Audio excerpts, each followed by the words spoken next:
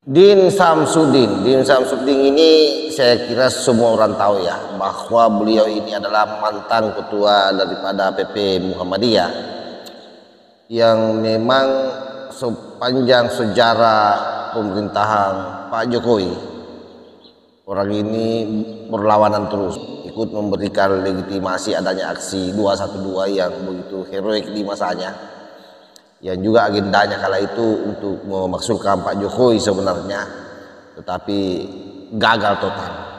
Dan saat ini kembali Pak Tua ini turun gelanggang untuk mendorong bagaimana para pentolan-pentolan maksa menyiapkan dirinya pada tanggal 19 sampai tanggal 20 pada saat diumumkan hasil rekapitulasi akhir Pilpres 2024.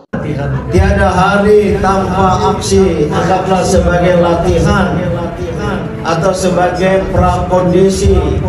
Nanti begitu tanggal 20 KPU mengumumkan ternyata membenarkan kecurangan-kecurangan, itu akan menjadi faktor picu untuk kita turun beramai-ramai lagi. Dan dalam video kali ini dia memberikan warning untuk mengepung DPR RI, karena betul-betul di tanggal 20 itu bagi Din Samsudin dengan seluruh pasukannya adalah merupakan salah satu agenda besar dalam rangka untuk memakzulkan Pak Jokowi, bila mana KPU dinilai membenarkan kecurangan dengan mengumumkan pemenang Pilpres 2024. Meyakini bahwa 3+2 partai politik pengusung paslon 01 dan 03 akan mengajukan hak angket. GPKR sudah diterima oleh DPP PKS langsung oleh Presiden PKS Pak Syahiku. Berkata nanti bahkan sudah memulai, Pak tidak salah, pada tanggal 5 yang lalu. Nah, partai-partai lain saya mendengar akan menunggu pengumuman hasil pemilu dulu yang berjadwal pada tanggal 20. Oleh karena itu, kepada kita semua rakyat Indonesia, apapun paslonnya kemarin, mari secara moral kita mendukung partai-partai politik untuk menggunakan hak angket. Dan inilah cara jalan supaya kontroversi tentang kecurangan ini dapat diselesaikan. Dan sekali lagi saya balik bertanya, jika merasa diri benar, mengapa takut untuk menggunakan hak angket? Pada prinsipnya tidak ada yang takut sebenarnya Pak Din. Narasi Pak Din ini seolah-olah bahwa pemerintah takut untuk diangket, padahal Jokowi sendiri sudah tegaskan bahwa apa yang dilakukan oleh teman-teman DPR kalau bicara soal hak angket itu adalah bagian daripada konstitusi, silahkan saja. Hanya saja penggunaan hak angket ini yang saya kira malpraktek. Kenapa? Karena kalau bicara soal pelanggaran dalam undang-undang pemilu itu saya kira sudah sangat jelas bahwa ada dua lembaga yang disiapkan oleh negara kita yang itu merupakan jalur konstitusi, yakni Bawaslu dan MK. Tidak ada di sana bicara soal hak angket. Terkecuali misalnya hak angket ini bisa diarahkan tetapi harus melakukan secara totalitas. Nah, itu konteksnya untuk hari ini dengan interval sisa masa jabatan pemerintah yang hanya sampai bulan 10, saya kira sangat tidak efektif. Artinya apa? Hak angket yang diwacanakan oleh DPR yang sampai hari ini juga mereka belum berani mengkonkretkan. Sudah berapa fraksi anggota DPR dari Ganjar maupun dari kubu Anies Baswedan yang konkret, hari ini belum ada yang jalan, terutama PDIP yang seharusnya lebih awal mendorong ini, tapi justru kemudian hari ini semakin tidak jelas seperti apa hak angket dan berikut dengan seluruh agenda-agendanya. Jadi sudahlah Pak Din. Jadi kita harus kembali kepada konstitusi Pak Din ya, bahwa yang namanya sengketa pemilu itu ada Bawaslu dan ada MK. Ya di sanalah bertarung nanti kalau ada yang merasa dicurangi. Yang kedua, memang aksi-aksi selama ini sedekat waktunya ibu yang sudah ikut terlibat dalam aksi-aksi yang lalu, jangan merasa kecewa dan apalagi kehilangan asa. Kalau begitu lagi saya nggak mau ikut. Itu namanya putus asa yang dilarang oleh agama. Anggaplah aksi-aksi kemarin tanggal 1, 2, 3, 4, 5 hari ini nggak ada ya, atau kapan lagi ada setiap hari, tiada hari tanpa aksi. Anggaplah sebagai latihan atau sebagai prakondisi, pre-conditioning, karena yang dijelaskan oleh Pak Hengki tadi ya, Pak Hengki saya pikir lebih muda dari Bapak.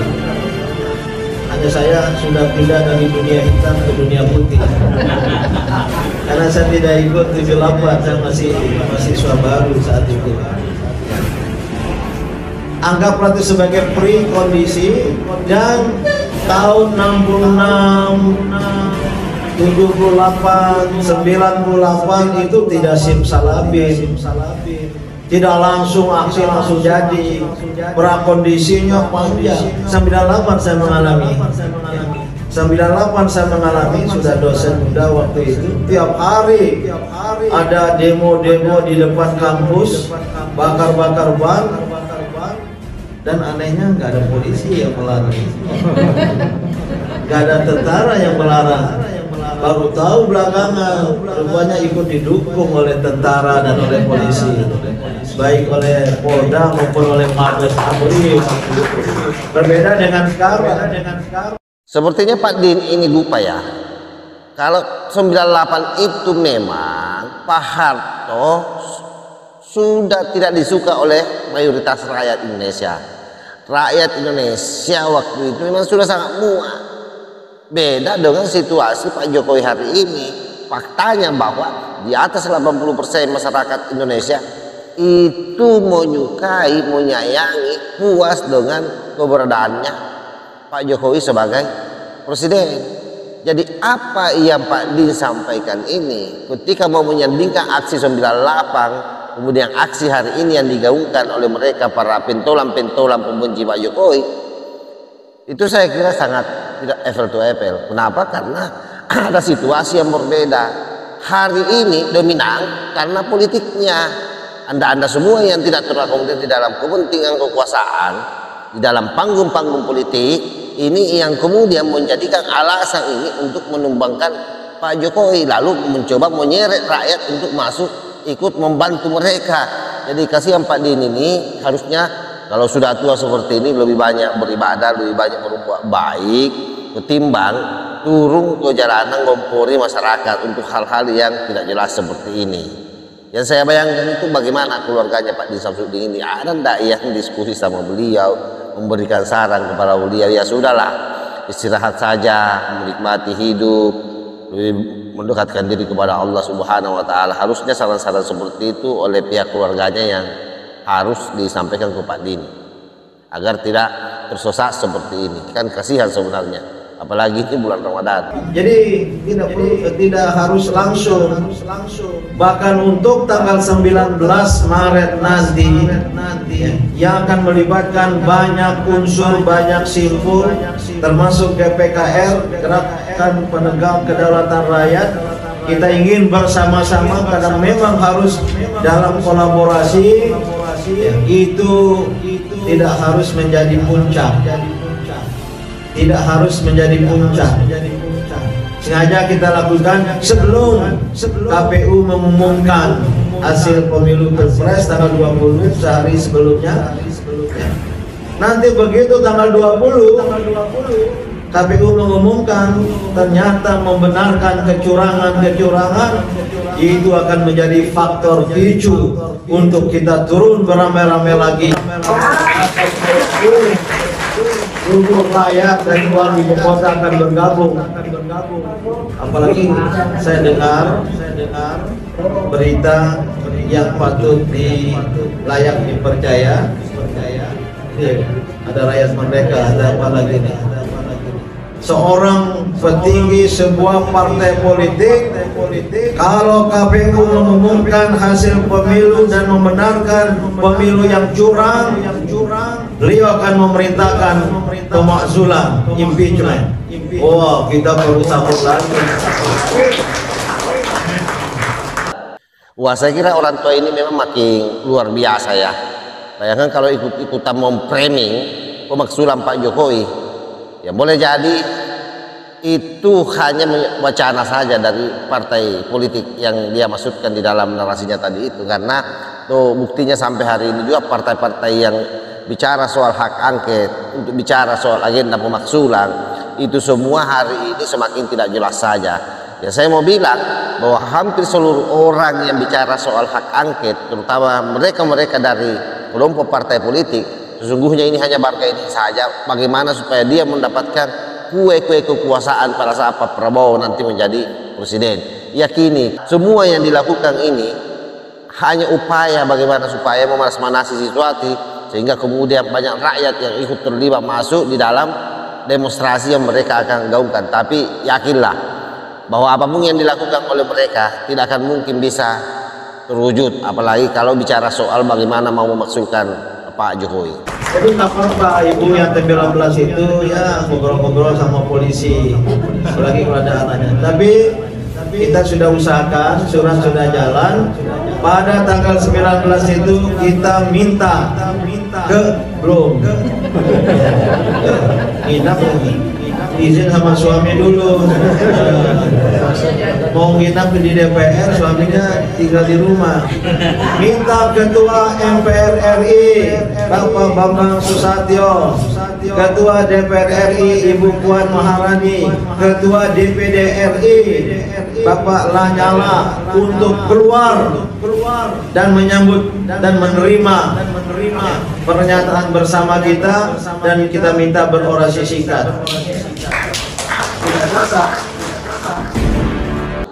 Oke, saya kira jelas sahabat ya, bahwa hampir dari seluruh rangkaian narasi yang disampaikan oleh Pak Din Samsudin ini, intinya adalah bagaimana supaya rakyat Indonesia ini berbondong-bondong memberikan stigma bahwa pemilu ini curang, lalu kemudian hanya satu solusinya, yaitu bagaimana demonstrasi dan menggaungkan pemakzulan terhadap Pak Jokowi. Oleh karena itu, apapun itu yang disampaikan oleh Pak Din Samsudin, saya kira jangan sampai sahabat-sahabat terglorifikasi, karena semua itu tidak terlepas dari kepentingan pribadi dan kepentingan kelompoknya. Karena faktanya, sekali lagi, rakyat di atas 80% puas dengan kinerja Pak Jokowi. Artinya apa? Situasi hari ini jauh berbeda dengan situasi 98 yang mencoba digambarkan oleh Pak Din Samsudin tadi di dalam narasinya. Demikian sahabat, Allahul muwaffiq ila aqwamit thoriq. Wassalamualaikum warahmatullahi wabarakatuh.